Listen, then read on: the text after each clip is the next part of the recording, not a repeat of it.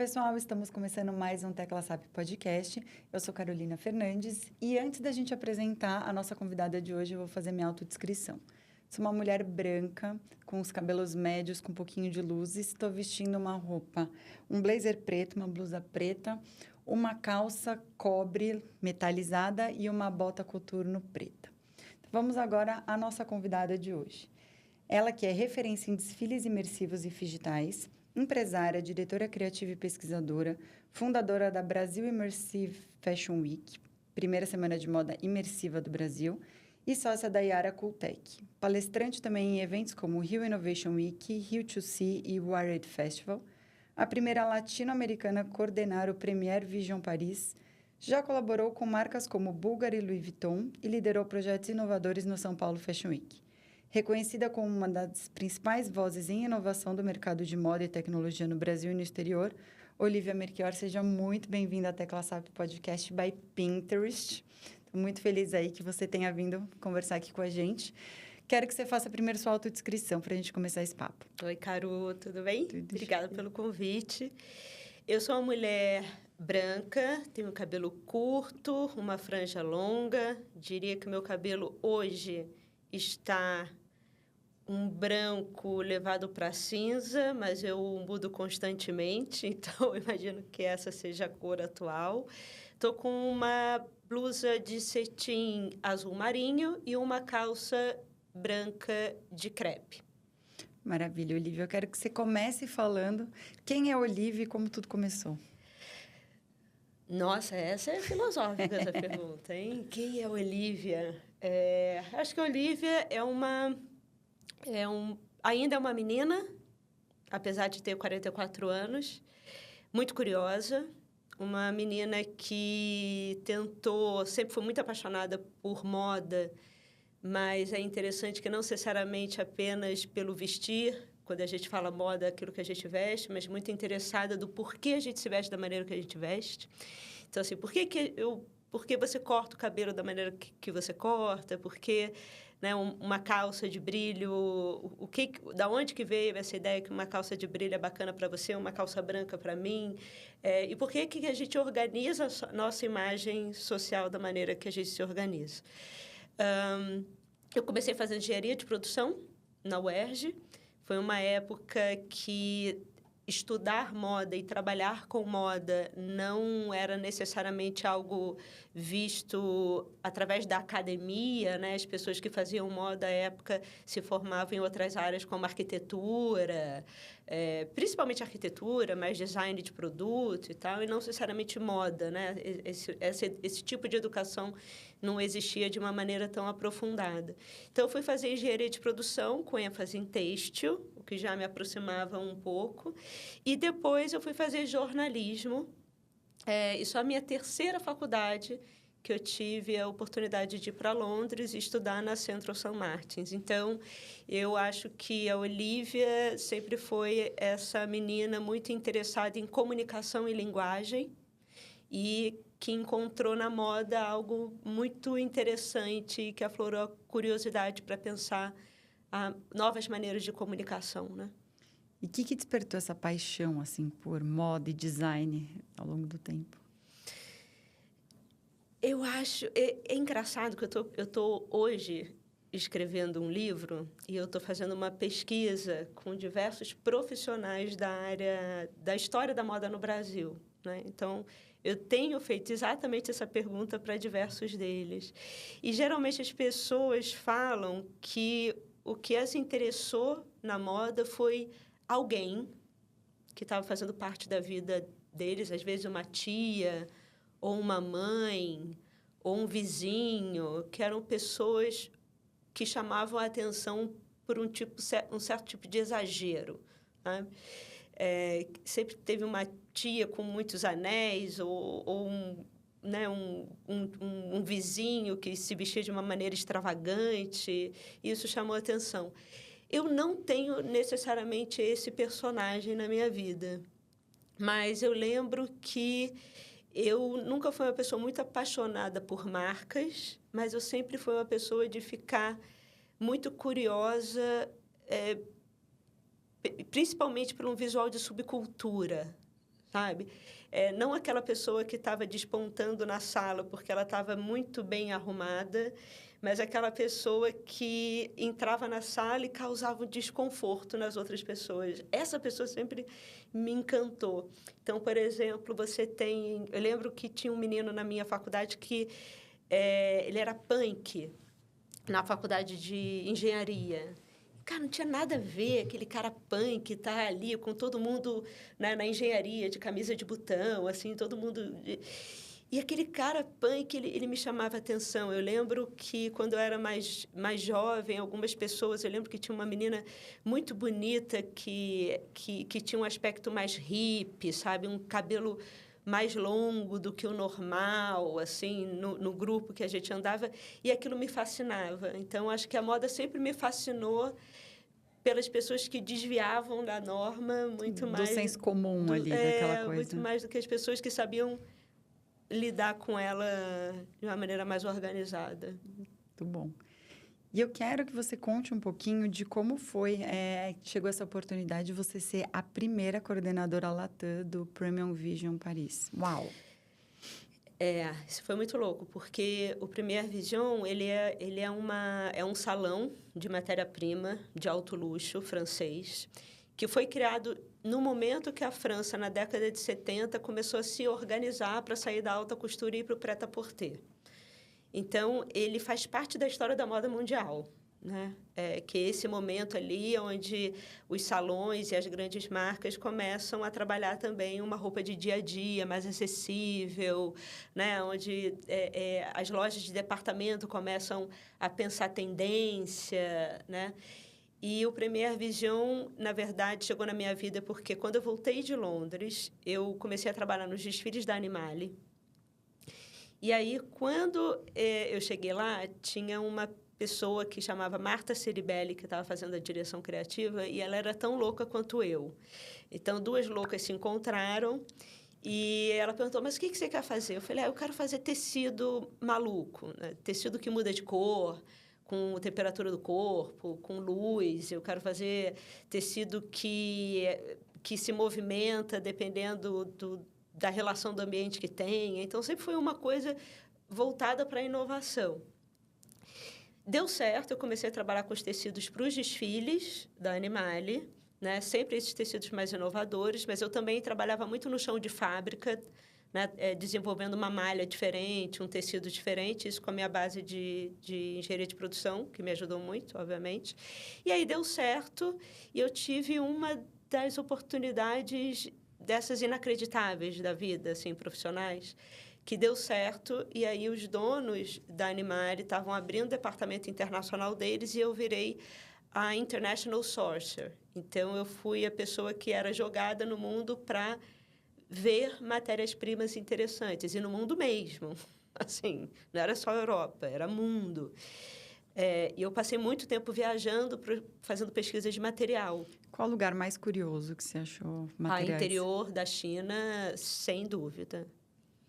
Eu chegava em lugares, Carol, que não era Xangai. Uma coisa é chegar em Xangai. Xangai é uma cidade cosmopolita, né? Delhi é um pouco mais desafiador e tal. Istambul também é super cosmopolita. Mas o interior desses lugares, aí, é bem desafiador. Eu lembro que tinha uma vez que eu estava na China para validar uma fábrica e eu não conseguia pedir comida, assim, não tinha um restaurante escrito nada em inglês, não tinha uma placa, não tinha absolutamente nada.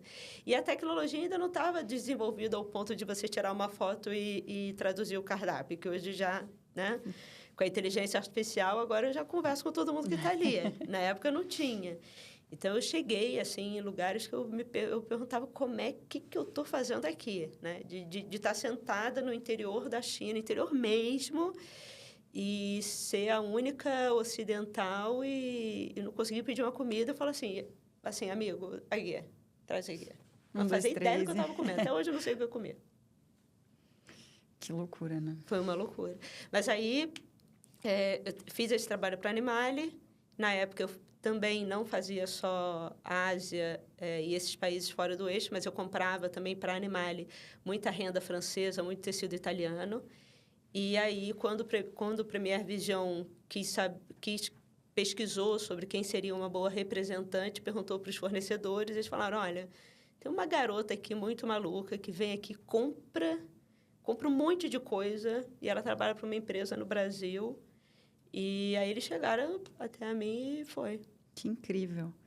E antes até um pouquinho disso, você fez estágio em marcas icônicas aí, né? Foi de Louis Vuitton a Topshop, enquanto você estava estudando em Londres, se eu não me engano.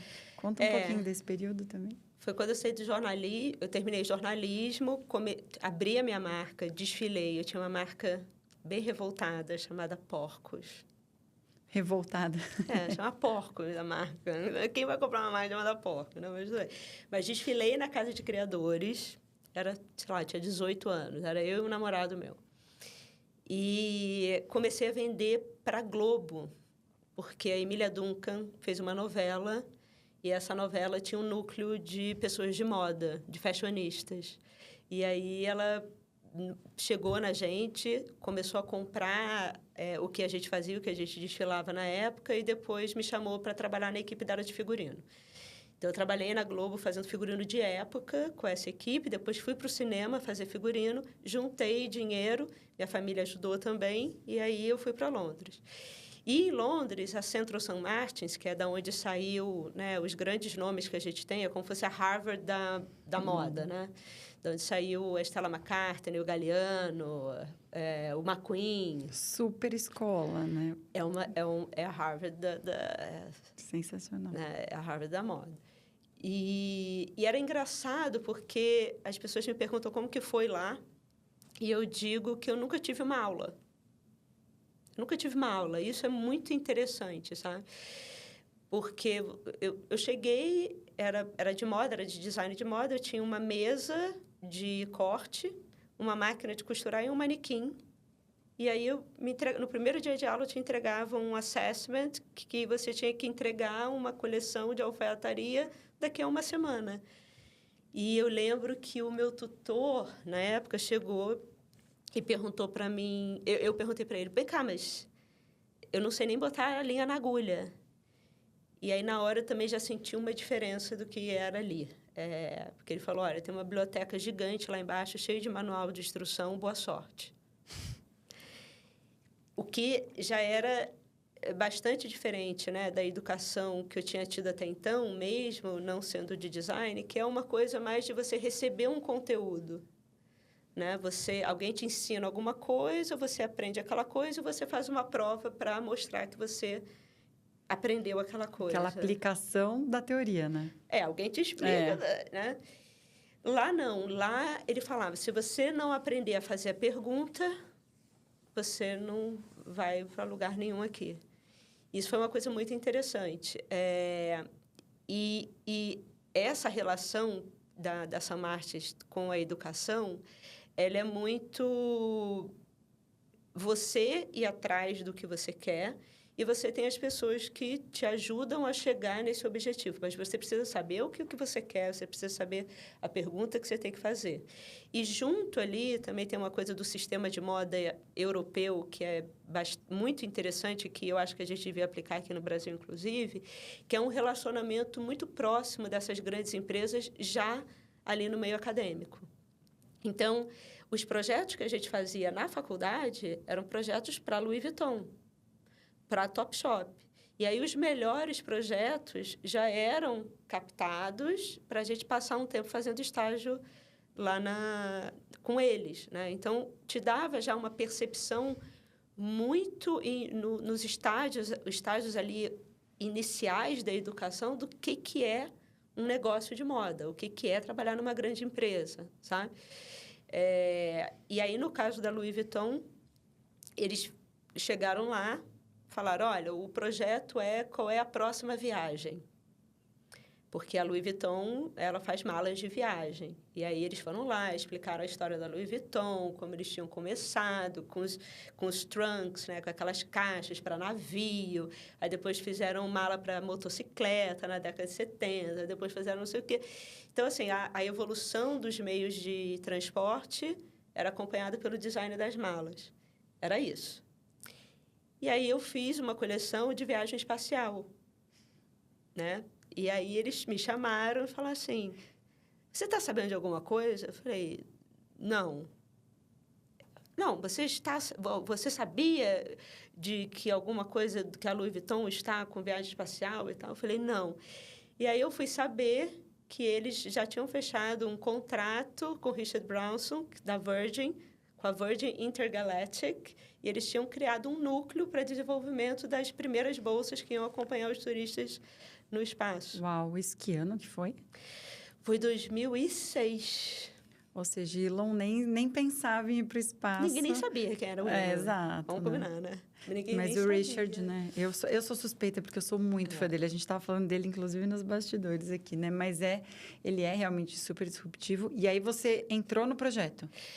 E aí eu tive essa oportunidade de entender ali, ficar na área que eles estavam desenvolvendo e pesquisando o que seria a Louis Vuitton, as malas da Louis Vuitton encarando gravidade zero, né? Esse novo ambiente assim de materiais. E eu lembro que foi muito legal que isso também é muito interessante, porque a minha base para o projeto foram as obras do Ernesto Neto, do artista brasileiro, né? Porque ele trabalha com peso e gravidade. Ele trabalha com aqueles materiais elásticos, onde ele, né, coloca areia, coloca alguns elementos, e ali você tem uma gravidade que você vai criando uma forma através da gravidade. E eles nunca tinham visto Ernesto Neto. Então, foi a partir de uma referência brasileira, de um artista brasileiro, que eu consegui também entregar ali naquele momento algo que os surpreendeu, assim. E eu imagino que tenha tido muitos aprendizados num projeto tão disruptivo, né? Acho que primeira empresa a fazer malas espaciais, enfim. O que você trouxe disso para o resto da sua vida aí dentro disso, até nesse cenário moda, enfim? É interessante que, na verdade, eu acho que é um ponto num todo, sabe? Quando eu comecei porque é isso. Nesse projeto da Sentosa Martins com a Louis Vuitton, eu acabei indo para essa área das bolsas espaciais. O meu TCC na São Martins, eu até resgatei recentemente, era interessante, que ele falava... era uma pergunta, como que o estilo vai ser reorganizado a partir de um futuro de tecnologias integradas? Quando eu vim para a Animalia, quando eu voltei para o Brasil e comecei na Animalia, eu não quis fazer o design tradicional. O que me encantava era o tecido que mudava de cor, era o tecido tecnológico, era o tecido que tinha alguma aplicação mais professor maluco, sabe? E eu acho que, na verdade, isso acabou me acompanhando. Quando eu fui para o Premier Vision, eu fazia pesquisa, eu fazia coordenação da América Latina, mas tudo de pesquisa se relacionava a tecidos também com novas funcionalidades, integração tecnológica, wearable computing. Então, sempre teve esse atravessamento, sabe? Não foi por acaso que esse momento da Louis Vuitton aconteceu. Sempre foi um interesse assim, de como que a tecnologia se funde com a moda e cria algo novo. E falando em tecnologia, em moda, e muita coisa, você aí, eu quero até que você faça a tecla SAP, do Brasil Immersive Fashion Week. O que te motivou a criar, de fato, esse evento, né? Eu melhorei com o nome das minhas empresas, mas eu sou ruim, né? Dos meus eventos, assim, porque... Mas tinha olha, uma que chamava Dacre Deviate, ninguém conseguia dizer. Mas a Porcos te levou para a Globo. Você falou, quem vai comprar? A Globo comprou. Foi uma mudança, né? E tanto. Então, assim, os nomes, independente disso, o que importa é exatamente a entrega que você tem ali dentro. O BRFW, até que eu comecei a chamar, porque é isso, é Brasil Immersive Fashion Week. Eu já trabalhava na São Paulo Fashion Week, com os novos talentos, com os projetos de novos talentos, né? Fazendo mentoria do Top 5 e do Projeto Estufa, que foram 2 edições cada. Então, essa relação ali com os novos, quem estava começando a fazer os desfiles, as coleções de uma maneira inovadora, inédita, já estava acontecendo. E aí, na pandemia, eu já tinha, desde 2017, que eu tinha participado do South by Southwest, falando sobre tecidos conectados. E aí, eu já estava com essa ideia de a gente podia começar a pensar os desfiles de uma maneira diferente, a gente tem que começar a entender qual é o impacto também dessas novas tecnologias que estão surgindo. 2017 foi a primeira vez que eu ouvi falar de blockchain. 2017 foi um ano, assim, meio cabalístico, assim. Muita coisa aconteceu em 2017. Se você for ver, é uma loucura. Teve um alinhamento lá de planeta, aconteceu alguma coisa. Porque os filtros foram lançados em 2017. O primeiro celular de 5G da Nokia começou a ser lançado. Então, em 2017 teve uma convergência. Mas, né, até a pandemia acontecer, o QR Code era uma alta tecnologia que ninguém tinha muito tempo para aprender o que era, né? Precisou uma pandemia e a saudosa Marília Mendonça para fazer uma live falando aperte o QR Code aqui para as pessoas entenderem o QR Code. Mas, em 2020, eu lembro que tudo fechou. Eu estava trabalhando com a São Paulo Fashion Week, estava trabalhando lá em Paris, na Semana de Moda, e fechou tudo. E aí, em casa. Eu tinha acabado de voltar de Paris, inclusive, e deu 2 dias eu não saí mais de casa. Ou seja, quase eu não chego no Brasil. Quase eu fico presa lá. Mas, nesse momento, foi um momento onde tudo parou e eu acho que as pessoas começaram a ficar abertas para soluções, sabe? E aí, eu lembro que eu liguei para o Paulo Borges, estava até com ele ontem, e falei, Paulo, o que você acha? Eu acho que eu vou fazer uma semana de moda aqui com tecnologias imersivas, vou juntar realidade estendida com blockchain, com não sei o quê. E eu lembro que ele falou, não entendi nada, mas faça. Não entendi nada. Mas faça isso se quiser. E aí eu chamei o Lucas Leão, que é um estilista, que já era um grande amigo de muito tempo. Eu falei, Lucas, vamos fazer um desfile 3D, já que está todo mundo em casa, e apresentar na São Paulo Fashion Week, já que todo mundo vai fazer um desfile, um fashion filme, né? Em casa e tal. Vamos fazer um 3D, porque você apresenta na São Paulo Fashion Week e apresenta também na BRFW. Onde a gente vai começar a falar sobre a digitalização da moda, o que é o produto 3D, quais são as possibilidades de filtro, de levar as peças para a casa das pessoas, para elas se vestirem, para elas interagirem com o make, já que ninguém pode sair de casa, mas tudo muito experimental. Aí ele topou, a gente fez e foi quando a BRFW começou. Que incrível isso. E aí eu acho que isso tem uma importância muito significativa também para descobrir novos talentos, além dessa tecnologia, né? E como que isso emerge dentro. Porque eu vejo que é um tipo de segmento e setor que acaba sendo muito essa coisa de precisa ser visto, não dá para você chegar do nada, né? A BRI, ela nunca teve uma pretensão de ser um lugar tradicional da moda, aonde a gente fala sobre coisas já perfeitas, né? Um mundo já perfeito, um mundo de perfeição, porque a moda tem muito isso, né? No seu legado. É um mundo onde as coisas não dão errado, é onde, né, o desfile acontece de maneira perfeita. E ele se tornou, ao longo do tempo, até pouco experimental, eu diria, né? Na maioria dos casos, né? E pensando internacionalmente. A BRI, ela, apesar de ser uma Fashion Week, depois eu até fiquei pensando, será que eu devia ter dado o nome de Fashion Week? Porque isso já cria uma expectativa, né, do que vai ser feito. Primeiro que moda, para mim, nunca foi só o que veste. Moda é um comportamento, né? Porque música está na moda, uma rede social está na moda, né? Um make está na moda, uma gíria está na moda, um tipo de cabelo está na moda. Então, não é só roupa que entra na moda. A gente partia disso. Uma tecnologia pode estar na moda, né? E o nosso objetivo, eu digo nosso porque eu não criei isso sozinha, né? Eu criei isso muito junto com os artistas digitais da época que estavam também experimentando, como um lugar que a gente possa falar sobre estética, né? Sobre essa imagem que está sendo atravessada pelo mundo digital de diversas formas, que influencia também a nossa imagem no mundo analógico, físico.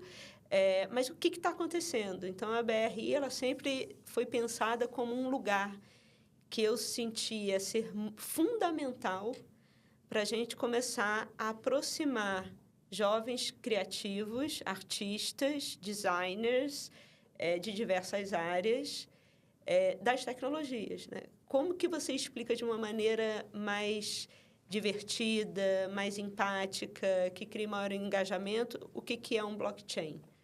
Né? Porque se eu sentar e explicar de uma maneira acadêmica, pô, em 2 segundos, né? Em 2 segundos todo mundo já passou, ninguém mais está ouvindo nada. Mas se você fizer uma coleção experimental, onde as pessoas estão testando o que é um NFT, testando o que é uma roupa digital, testando o que é blockchain ali na prática, fica mais divertido e eu acho que aproxima.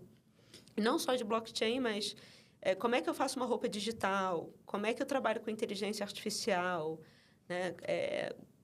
Como é que eu uso essas tecnologias para explorar esse lugar também mais legal mesmo, mais cool que é a moda, sabe? Eu vou até pedir para você apertar essa tecla SAP para falar o que é blockchain, Ai, meu Deus, o que é jura? NFT e o que é Vamos metaverso desligar. aí. E aí a gente entender se isso foi modinha, se isso já passou ou se ela ainda é um pouquinho diferente do que as pessoas pensam. Foi moda no momento onde as empresas estavam num boom né, de investimento, de procura de investimento. E não é marketing, e não é hype no momento que você pensa a longo prazo como essas estruturas fazem sentido no mundo que a gente vive. Né? Metaverso. Metaverso vem de um livro. Eu virei a mulher do metaverso. E é engraçado porque todo mundo chegava e falava, não, a semana de moda do metaverso, e falava da BRI. Eu falava, não é semana de moda do metaverso. Até tem uma semana de moda do metaverso de uma grande amiga, que depois virou uma grande amiga, mas é outra, ela está no Decentraland. Metaverso, o que eu talvez não ficasse tão confortável com a palavra? O livro de onde surge essa palavra, que chama Snow Crash, da década de 90, ele fala de um mundo muito distópico, sabe? Que não é um mundo interessante para você estar. Eu falo assim, caramba, será que alguém leu esse livro? Porque essa palavra não está vindo de um lugar muito legal. Mas como pegou, e principalmente num momento de fluxo onde precisava de uma resposta, né? A economia precisava de uma excitação no momento pandêmico, que estava todo mundo isolado, né? Com problemas ali de como que você vai movimentar o seu negócio, o mercado precisava de uma solução, sabe? E aí, o marketing se apropriou dessa palavra em estado muito inicial e começou a vender como uma plataforma de game interativo, sabe? Eu nunca acreditei que metaverso fosse isso. Eu sempre acreditei que metaverso é um momento de tecnologias integradas, que a gente está vivendo no momento onde a gente conversa com uma Siri, na hora que você conversa com o ChatGPT, e você começa a se relacionar com o digital de uma maneira naturalizada, onde não necessariamente você começa a fazer essa distinção do que é digital e o que é analógico, e o que é físico, porque a realidade ela começa a se fundir. Como que você vê essas tecnologias aí, como elas contribuem aí com essa indústria de moda, nesse caso? Porque o que acontece? A blockchain, ela vem solucionar um problema, por exemplo. Ela vem solucionar um problema de registro, autenticação. Ela é além de um problema financeiro, mas também é. Mas ela é uma mistura de um lugar onde você vai emitir e fazer trade de financeiro, mas você também vai trabalhar com registro e autenticação de produtos de valores. Ela faz sentido num mundo pós-globalizado, onde uma empresa, ela hoje não necessariamente está fixa num país, né? Ela está espalhada pelo mundo. Quando você vai fazer uma negociação de um produto no mundo pós-globalizado, onde ele tem que atravessar várias fronteiras, isso começa a gerar um problema, Então, óbvio que vai chegar um momento, e chegou esse momento, que alguém vai estruturar uma tecnologia, né? E ela também não começou agora, ela começou a ser estruturada um pouco antes da década de 90, para falar assim, tá, como que a gente pode fazer uma relação ali de produção, de venda e tal, que não vai passar pelas fronteiras? Loucura, né? É E a uma gente está loucura. falando de um negócio que, assim, 30 anos e só agora que a gente está falando de uma forma mais massiva, vamos dizer assim, onde as pessoas escutam ouvir mais, né? Mas é um negócio que está sendo trabalhado há muito tempo. Mas é isso, essa é a diferença. É por isso que parece hype e é descartado antes da coisa acontecer. Porque existe uma necessidade de criar esse entusiasmo pela nova tecnologia, por vários motivos. Inclusive, para fazer com que as pessoas saibam que ela existe e começam a usar para testá-la. Porque uma tecnologia de larga escala precisa de muitas pessoas utilizando, senão ela perde a função, né? Então, você precisa começar a falar que ela vai acontecer. Só que o tempo de desenvolvimento e implementação não é tão rápido assim, né? As tecnologias, elas demoram tempo, porque elas não dependem apenas delas. Elas dependem do novo chip, elas dependem que o 5G esteja implementado no país inteiro, elas precisam de infraestrutura que muitas vezes não tem ainda, então demora.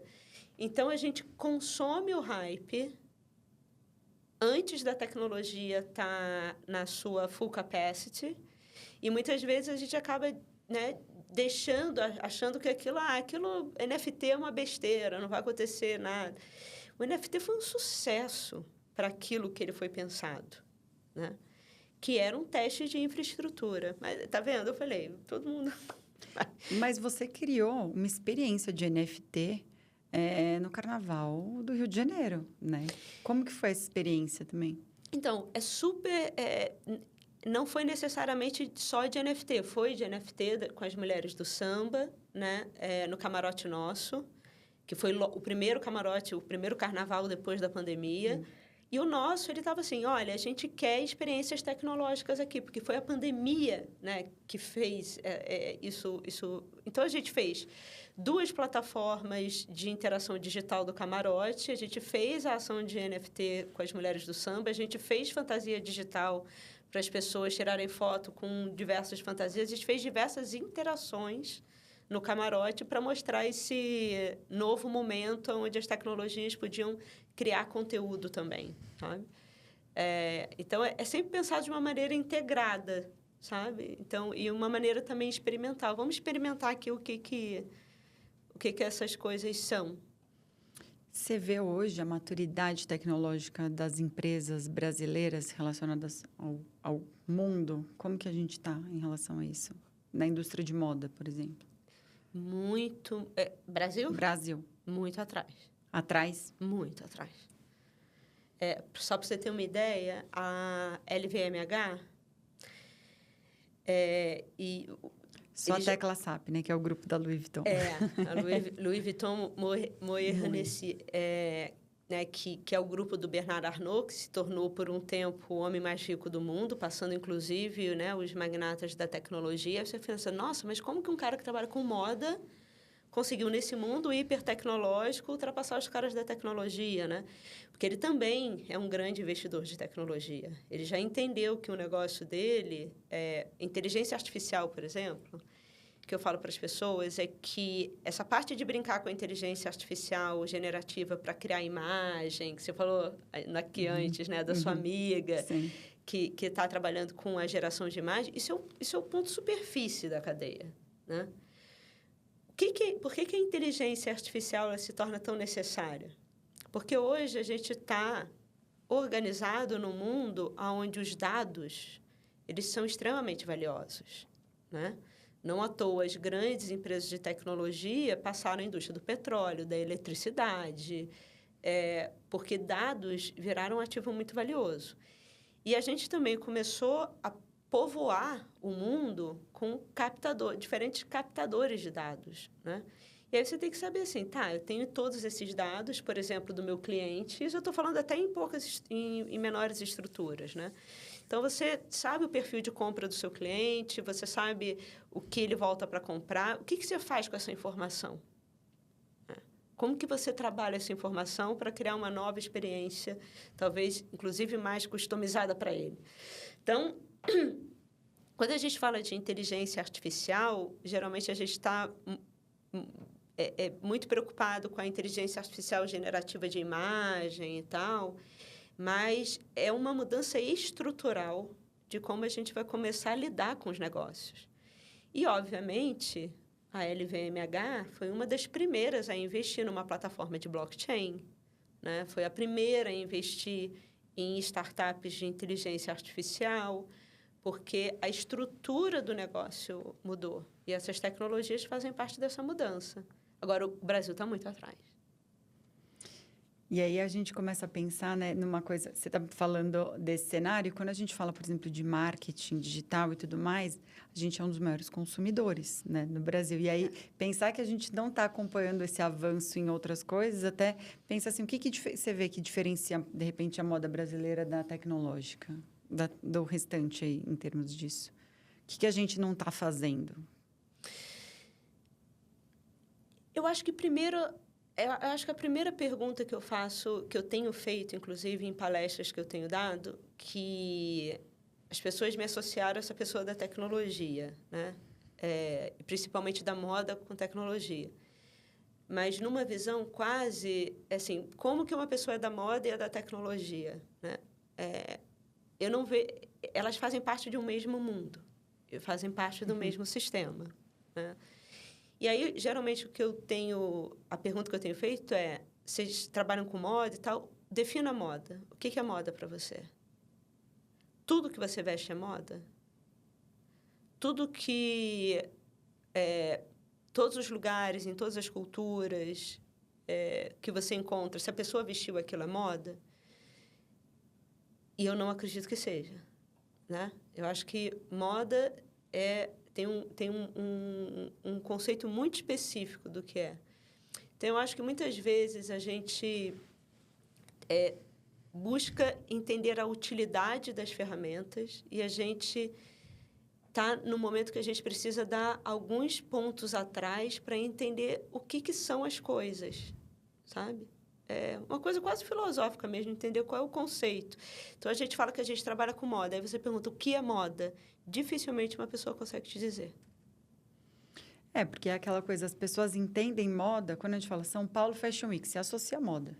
Quando você fala de algumas outras coisas. Mas você trouxe uma forma muito fácil de também falar assim, tem um monte de coisa que, além de roupa, de se vestir, está na moda. Então, se é música, se estão várias outras coisas que você vai entendendo e fala, não necessariamente é só isso, né?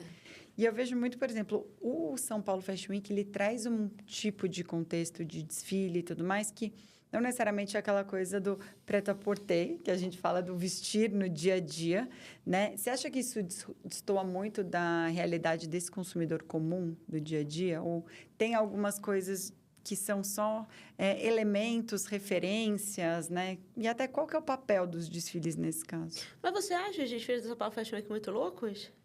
Já vi bastante coisa bem maluca, assim, que você fala assim, sei. Não sei se teria tanta coragem. Apesar de estar com uma geralmente eu não saio assim também, né? Mas você tá ótima. Mas é uma coisa assim, para sair no meio do dia, não sei se eu usaria. Porque a gente está fazendo uma gravação, uma coisa mais assim que você ousa um pouco mais, né? Mas eu vejo que tem algumas coisas que, talvez não tanto hoje, né? Mas talvez no passado tinha uma coisa mais diferentona, assim.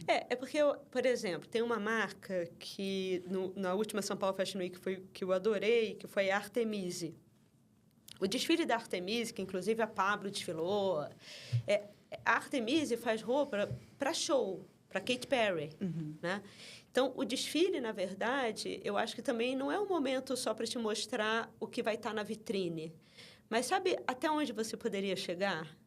O desfile, eu acho que é um lugar também para te mostrar, assim, você pode vir até aqui, sabe? É um lugar para te inspirar a você sair um pouco da proposta mais comercial e um dia falar, sabe? Você não vai vir completamente vestida com um look inteiro de brilho, cobre, mas você, por conta daquela imagem, vai pegar um pouco dessa possibilidade de push the boundaries, um pouco do estilo, e vir aqui com uma calça de cobre. Então, acho que a moda, um dos papéis principais dela, principalmente os criadores nos desfiles, que são alçados a esse lugar de visibilidade, assim, né, dos novos talentos e dos antigos talentos também, né, que eu prezo muito, é de dar aquela possibilidade de você fugir daquilo que você já tem e ir alguns passos à frente, sabe?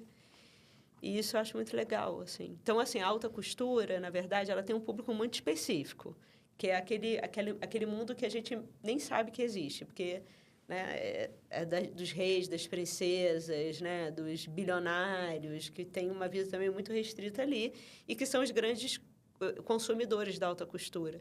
Mas quando eu vejo um desfile, por exemplo, do Galliano, que teve há pouco tempo atrás, onde é uma coisa extremamente teatral e que, inclusive, viralizou, né, em diversas redes, inclusive diversos moodboards da Pinterest, né, pegaram ali as referências. Você te emociona, te gera um impacto, te atinge num lugar de sensibilidade e você olha aquilo e fala, putz, em algum momento eu posso ir aí, sabe? Então, tem esse lugar da arte, que é muito bonito, que é esse lugar de atingir um sensível para além da utilidade da roupa, mas dessa brincadeira da roupa, que é muito legal. E foi legal você trazer esse mood board do Pinterest, né? Porque, querendo ou não, é onde a gente consegue também pincelar muitas tendências e buscando referências do que combina com a gente, né? Não necessariamente tudo que é moda ou está na moda ou tendência, mas é coisas que se conectam com a gente no dia a dia, né? Disso. O Pinterest, eu estava falando com umas pessoas no jantar um dia, porque eu sou uma super usuária do Pinterest e não, né, assim, não é promo, mas é real. O que eu gosto do Pinterest? O Pinterest, para mim, ele tem um lugar que é um momento de atenção, de transformação, né? Quando eu estou no Pinterest montando um mood board, ou eu estou montando para algum site, alguma campanha que eu tenho que fazer e eu tenho que buscar referências. Mas, de uma maneira pessoal, é quando eu vou buscar referência para fazer uma tatuagem, uma nova coloração e estilo de cabelo que eu amo, é alguma coisa relacionada à decoração da minha casa nova, é um momento que eu quero mudar. Então, geralmente, eu estou no Pinterest no momento de extrema atenção e foco, porque é um momento de transformação. Diferente de outras redes sociais, que eu acho que tem outros objetivos, mas que muitas vezes eu me vejo perdida ali num estado de distração. Então, eu estou online, mas eu já não estou vendo o que está passando na minha frente. Dopamina. E no outro você está com o foco, assim, do planejar. Entrei ali com um objetivo, E né? de transformação, isso que eu acho muito bonito, né? Porque eu não estou ali só consumindo um conteúdo passivamente, mas eu estou consumindo um conteúdo para gerar uma transformação na minha vida. O que faz toda a diferença, né? As redes sociais, de uma maneira geral, elas viraram lugares de, muitas vezes, uma discussão que, obviamente, não todas, tem muitas discussões que são oportunas e importantes ali, mas está num balaio de gato, né? Onde muitas vezes são discussões muito vazias, né? Cheias de ódio, vira uma discussão que não necessariamente vai trazer uma transformação para a sua vida, né? A não ser uma grande dor de cabeça, né? Que você vai desligar assim, por que eu fiquei 2 horas aqui? Né? E o que eu estou fazendo ali? Então, a relação é diferente com o conteúdo que você está travando. É aquela sensação de perda de tempo, né? Às Exato. vezes. Tem coisa pior. Você olha, você até se frustra, né, disso. Eu brinco muito que o Pinterest, às vezes, quando você pode ficar tranquilo que ali você não vai ter hater. Você não vai ter gente respondendo as mensagens para marcas que sobem suas coisas e tudo lá. Não é um lugar onde você vai encontrar esse tipo de coisa, porque as pessoas estão com um objetivo tão claro do que elas querem.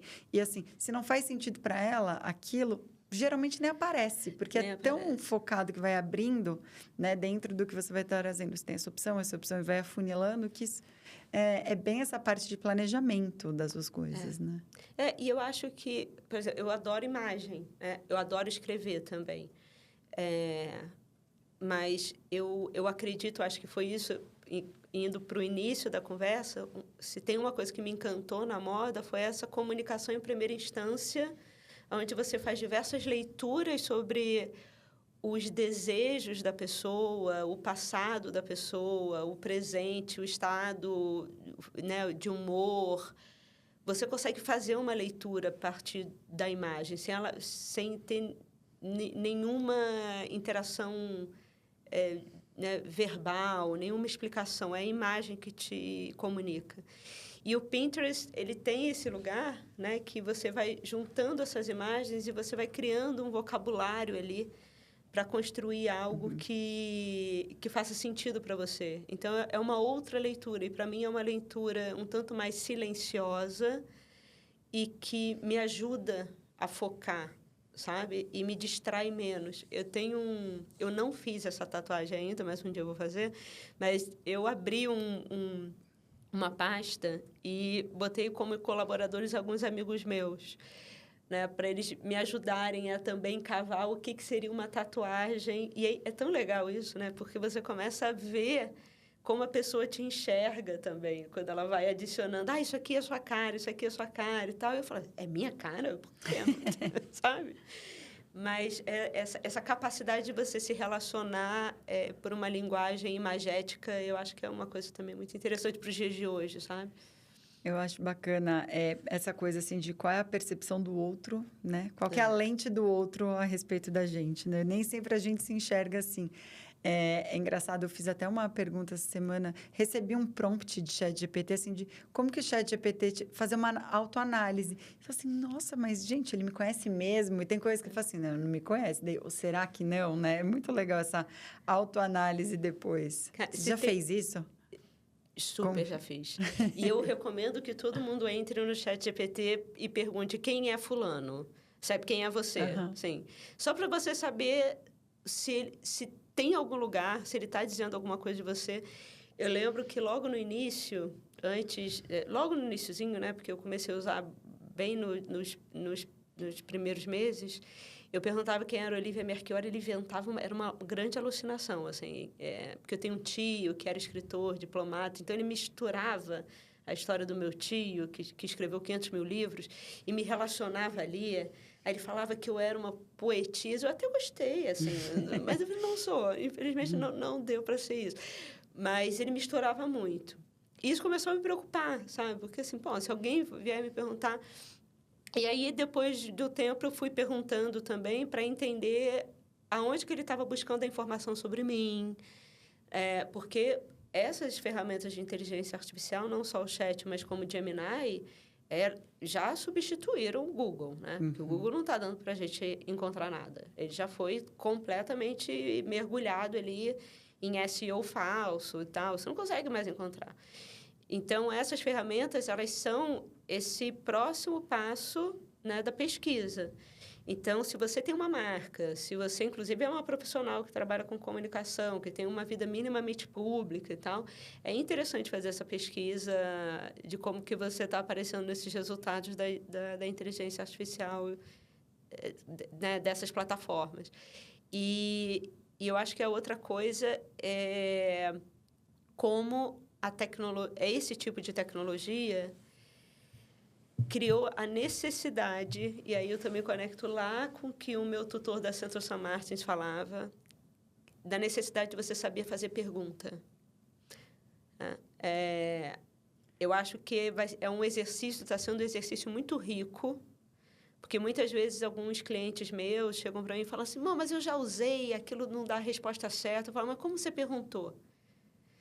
E muitas vezes são coisas que estão óbvias na sua cabeça, mas que também começam a mostrar como a nossa forma de comunicação entre nós, entre pessoas, também é extremamente falha, porque a gente acha que a gente está comunicando uma coisa para o outro e a gente não está comunicando aquilo que a gente gostaria, porque a gente não está fazendo a pergunta certa. E a máquina, ela deixa isso muito evidente, sabe? Quando ela não te retorna um resultado.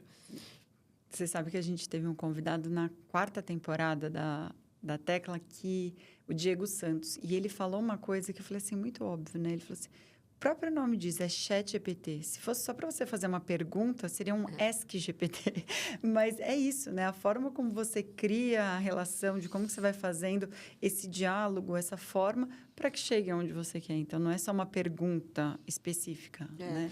Não é uma pergunta específica, mas, assim, é como você constrói a pergunta. O que eu falo para os meus clientes é assim, se preocupa menos com a coisa da engenharia de prompt, porque a engenharia de prompt no ChatGPT é só você saber fazer uma pergunta de uma maneira clara, né? Então, por exemplo, teve um exemplo muito recente. Estava com um grupo de gestores e a gente estava num aplicativo para criar apresentações, né, de PowerPoint e inteligência artificial. E eu falei, a gente vai criar de quê? Um relatório de vendas. De quê? Vender o quê, né? E aí, do ano. Tá, então, o relatório de vendas de 2024, mas a máquina não sabe onde você trabalha. Então, vamos lá. Nome da empresa, que área da empresa, né? Então, muitas vezes, a gente, numa comunicação, até com pessoas próximas, com amigos, a gente corta algumas informações e, às vezes, fala, mas eu falei isso, a pessoa não entendeu. E, muitas vezes, a gente sai de um princípio de que a pessoa entrou na nossa cabeça e ela sabe exatamente a mesma coisa que a gente está pensando, né? Ainda não chegamos nesse estágio, né? Essa transmissão de pensamento. Então, assim, é menos se preocupar com a engenharia de prompt e entender que a engenharia de prompt nessas ferramentas é, na verdade, saber fazer a pergunta de uma maneira clara. Você acha que há um risco aí de inteligência artificial, de modo geral, ser tão boa quanto o ser humano? Ou não? A gente sempre vai precisar dessa filtro. Mas não. Eu não acredito na história da singularidade, da consciência. Assim, não mesmo. E eu vou te falar por quê. Porque na história da tecnologia, toda vez que teve uma tecnologia que a gente não soube explicar, a gente humanizou a tecnologia. Mesmo antes da inteligência artificial. Quando a eletricidade gerou a possibilidade de você criar o telégrafo e, posteriormente, o telefone, houve livros best-sellers no mercado, best-sellers, e artigos em grandes jornais, afirmando, não por pessoas leigas, mas por cientistas, que o telefone se falava com o oculto. Tem ilustrações e livros dizendo, se você está falando aqui no telefone, a sua voz vai para o oculto, você pode falar com pessoas mortas. Por quê? Porque é muito difícil você explicar que você vai ter uma voz que vai se transformar em impulso elétrico. Esse impulso elétrico vai entrar num cabo, esse cabo vai atravessar debaixo do mar e entrar em outro lugar com a sua mesma voz que vai virar a voz de novo. Até hoje é difícil entender Imagina agora isso. Que nem tem fio mais. Exato. Imagina hoje. Assim, mas se é difícil entender isso hoje, imagina no início do século XX ou no final do século XIX. Então, as pessoas começavam a falar que o telefone falava com o oculto. Por que eu acho que... Por que eu acho que a inteligência artificial não vai chegar, né? Porque nós não somos apenas processamentos de dados, né? Agora,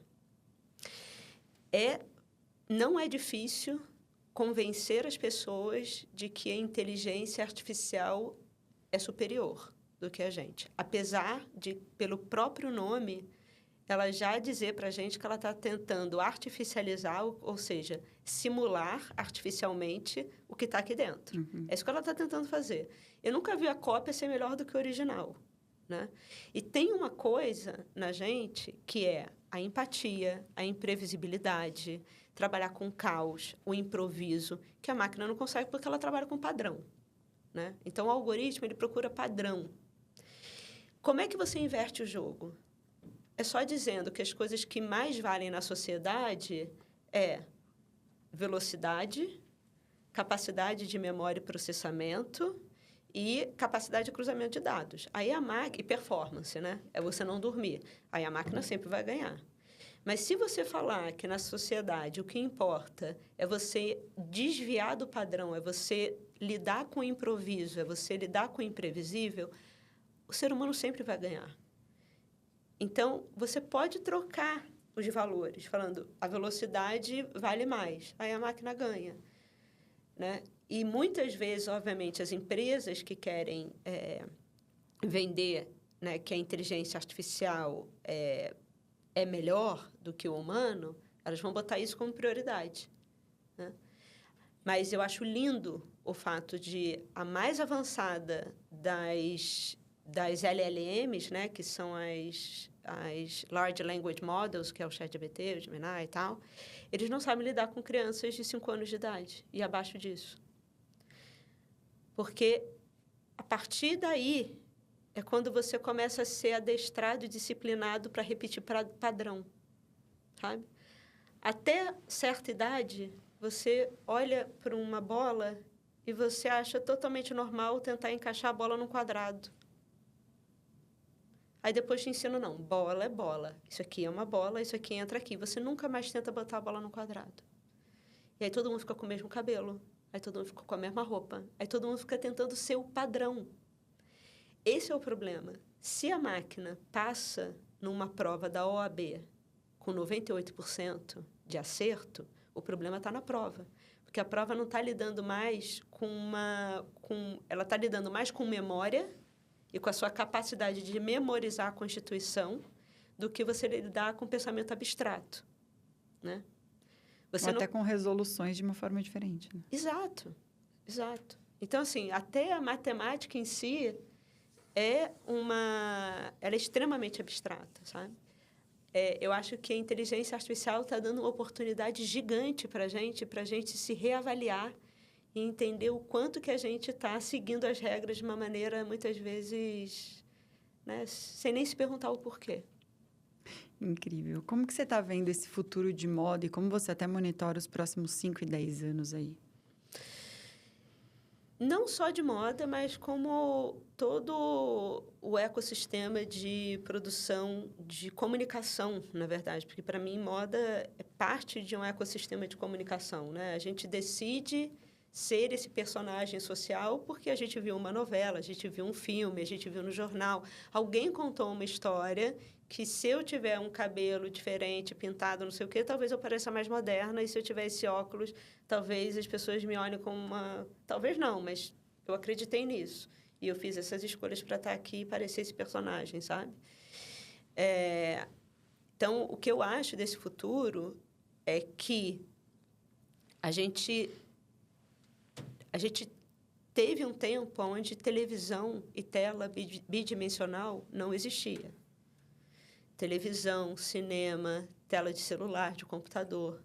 Houve um momento onde as informações eram passadas por impressos e rádio, que foi o mundo da minha mãe, não é um mundo muito distante. Então, a gente está passando por um momento onde as tecnologias elas estão se tornando invisíveis, né? Então, quando você tem uma câmera, um sensor que rastreia o seu rosto, né, ele sabe onde você está, e com a inteligência artificial generativa, ele já consegue conversar com você, é o prédio conversando com você. É a sua geladeira, na hora que você vai abrir, e ela vai falar, tem certeza que você vai fazer essa boquinha aqui agora, né? Então, assim, a gente vai ter que tomar um cuidado gigante para entender essa relação com as coisas, né? Com esse mundo onde as coisas falam, onde as coisas elas sabem exatamente a maneira de conversar com você, aquilo que você quer ver, quais são os seus sonhos, né? Vai estar tudo ali, muito bem organizado. Então, eu acredito muito, como eu disse, que a gente está passando por um momento crucial de reavaliação muitas vezes desses processos que a gente fica tentando se igualar a uma máquina. E eu acho que está no momento onde as pessoas que vão vigorar são as pessoas que vão ser capazes de criar os desvios. Porque o padrão ele vai ser facilmente sistematizado pela AI. Mas o improviso, a coisa inesperada, que é a base da arte, do pensamento artístico, esse faz parte de uma outra substância, né? Muito bom. Até falando de tendência e de evolução, o Pinterest Predicts aí 2025 tem apontado muito a geração aí Z nessa criação de tendências e muita coisa. E queria ver que você tem visto isso também como uma percepção dentro do mundo da moda. É porque é sempre a nova geração, né? Nunca vai ser Inevitável, né? Inevitável. Sempre vai ser a nova geração. Mas como que você enxerga o papel dessa geração hoje dentro dos nossos... Eu acho que a gente tem que parar de ser tão otimista e menos homogeneizador, enquanto assim, não é uma geração. Eu acho que uma geração, as pessoas nasceram num ano, mas elas têm experiências muito diferentes, elas têm expectativas de mundo muito diferentes. E eu acho que a gente também está no momento de criar espaços onde as pessoas não tenham medo de experimentar. Eu acho que esse é o papel, inclusive, da BRFW, não é entregar um produto fechado, mas é falar assim, cara, testa aí. Se vai ser feio, se vai ser bonito, se vai dar certo, se não vai dar certo. Eu acho que a gente está precisando desses lugares de experimentação e eu acho que a gente está precisando também de criar espaços que sejam mais transformadores, né? Onde a tecnologia seja usada para esse lugar de foco e transformação, mais do que um lugar de captura de atenção passiva, né? E eu acho que durante muito tempo, o que eu falo, assim, você está com alguém na sua frente, né? Num restaurante, um casal. Aí os dois estão ali olhando, né? O celular. É porque tem algo ali que não interessa. Tem algo ali mais interessante aqui. Né? Por isso, assim, se tem uma... Se o seu filho, assim, desculpa, gente, não estou botando ninguém, não, é isso, a vida é isso, mas se o seu filho passa o dia inteiro na televisão, qual é a opção dele fora dali? Da televisão ou do celular? Nem televisão, né? Do computador, do celular. Se ele está passando o dia inteiro ali, assim, qual é a outra opção que ele tem? Será que ela está tão interessante, sabe? Porque muitas dessas ferramentas estão ali exatamente para criar esse vício que você falou, né? Criar esse ambiente onde você fica engajado e não sai dali. A gente soube, inclusive, de uma rede, né, que, inclusive, tem um número certo de vídeos que você precisa ver para ficar viciado, que são 260. Eles sabem, eles falaram, a gente sabe que se você vê 260 vídeos na nossa plataforma, você vicia. Eles sabem disso, eles sabem o número. Então, é feito para viciar, né? Então, eu acho que tem um momento onde a gente também não pode só botar a esperança na nova geração. E a gente precisa, como uma antiga geração, pessoas que estão aqui há mais tempo e que têm essa possibilidade de olhar os erros também que a gente fez no passado, chegar e falar, olha, ouve isso aqui porque foi aqui que a gente errou, não erra como a gente, sabe? Então, essa coisa de sempre botar a juventude como grande milagre, a gente errou isso no passado. E...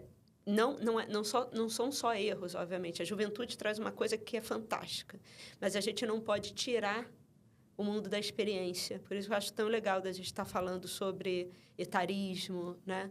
Sobre ouvir pessoas que estão no mundo há mais tempo, para elas não serem silenciadas, porque elas têm muito a dizer exatamente pela história, né, que elas viveram, pela experiência. E traz muita bagagem, né, de muitas coisas. E a vivência de quem viveu no offline também. Exato. Eu vejo que traz uma bagagem.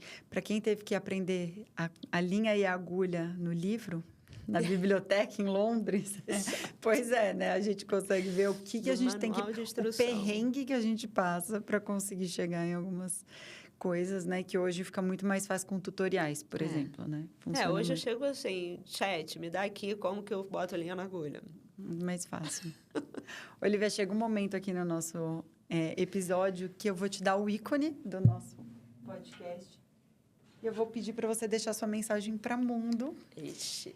Se você quiser dar uma mensagem de vida, de lifestyle, de segmento, enfim. O megafone é seu, a gente só não liga ele, né? E vou pedir para você assinar também, para deixar sua participação nesse episódio. Gente, tem alguém muito chique aqui. Fer Infantini. Muito bonita essa letra.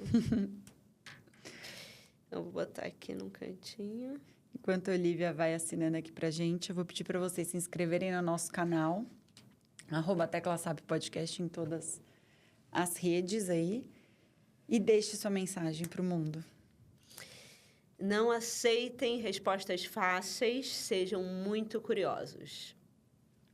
Excelente. Amei. Como as pessoas te encontram nas redes? Então, eu tenho... na verdade, o meu Pinterest é todo fechado só para amigos, então não vou me encontrar. Mas eu acho que pela BRFW, eu acho que é o melhor canal, né? Eu acho que brfw.com. Também tem iara.land, que é, né, o site da minha empresa. Eu acho que é isso. Nem falamos da empresa, faltou tanta coisa, falar de Vogue, falar de Bulgari, falar de tanta coisa, mas é muito bacana. Fala um pouquinho da sua empresa antes da gente terminar também, que eu acho que é legal. A Iara, eu tenho 5 empresas, né? Mas a Iara é uma gestora de projetos de tecnologia. A gente trabalha geralmente recebendo ideias malucas das empresas que falam, eu queria fazer isso. Aí, geralmente, assim, chama a Iara e aí a gente estabelece ali um planejamento para ver se dá para fazer a ideia, se não dá para fazer a ideia. Geralmente, a gente consegue implementá-la e dá certo. Então, a gente faz... É uma cool tech que a gente fala, né? O que seria uma cool tech? É uma empresa que trabalha com tecnologia, mas também que pensa muito em estética. Então, a gente brinca que a gente faz coisas lindas de maneira ágil. Maravilha. É isso. Amei nosso papo, Olivia. Super obrigada mais uma vez pela participação aqui com a gente. Obrigada, Carol. Obrigada, Pinterest.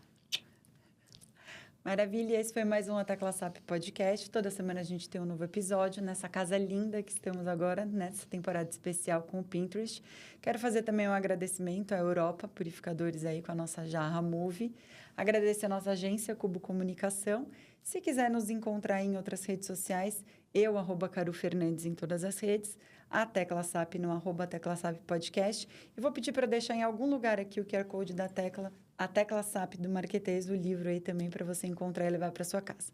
Obrigada e até o próximo episódio.